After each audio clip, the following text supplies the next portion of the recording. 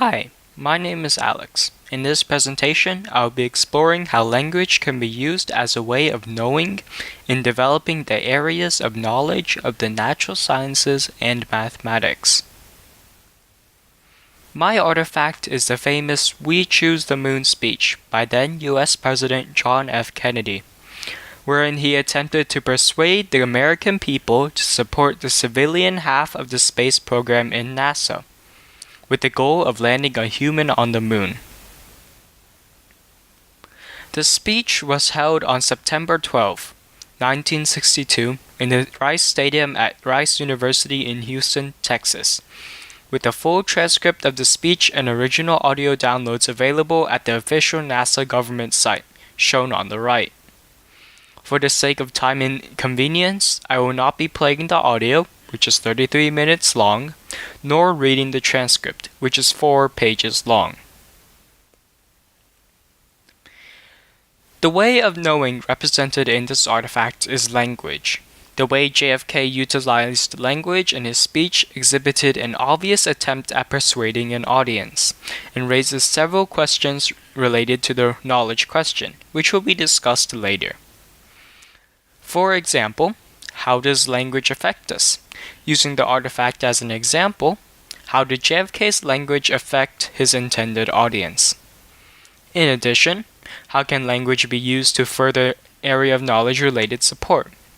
Is it effective in this regard? The areas of knowledge that we are discussing here are the natural sciences and mathematics.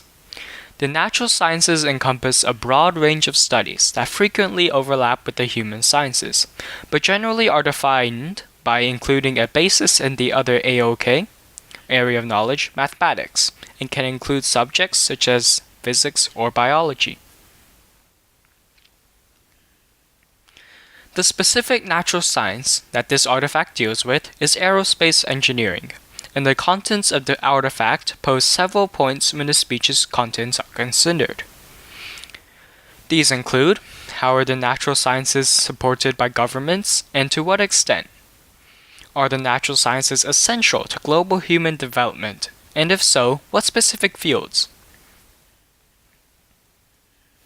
These lead into my knowledge question itself, which asks, how does the language of those in global leadership positions affect the development of natural sciences and mathematics around the world, especially in the nation they lead? While scientific research is often funded by a combination of private and public revenue, governmental grants and support often provide a modicum of security, prestige, and quality assurance to projects. Organizations such as NASA, the European Research Council, and other national research organizations, along with the countless United Nations research institutes, are vital for organizing and overseeing promising natural science development. This does not even include research conducted under academic institutions, which can include governmental grants given to those institutions, or those funded completely by private donors. So, why is this important? Well, JFK's speech is often credited with endearing the American people to the idea of a manned moon mission, as well as swaying politicians in Congress who were skeptical of the idea of increased NASA support. In fact, a following budget cut to NASA was narrowly averted, which can be attributed to JFK's influential speech. This can be interpreted as having a domino effect, eventually leading to a manned moon landing and the furtherment of space technology to where it is today. The elapsed time consists of the year of this speech, 1962, and the year of the successful Apollo 11 mission, which had the first ever humans to set foot on the moon, taking place in 1969. This temporal closeness can be interpreted as the effect the speech had on convincing the furtherment of natural sciences related to the Apollo 11 mission. Given this, it is important that we consider the role that those in leadership positions can play in the furtherment of the natural sciences and mathematics. Language is an essential aspect of persuasion. and combined with reason and a dash of emotion, can create action and progress in areas where they may not have existed before.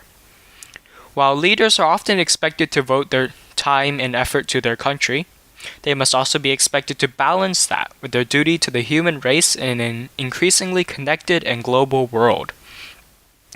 The natural sciences and mathematics, along with such things such as the human sciences, have the potential to change the landscape of society.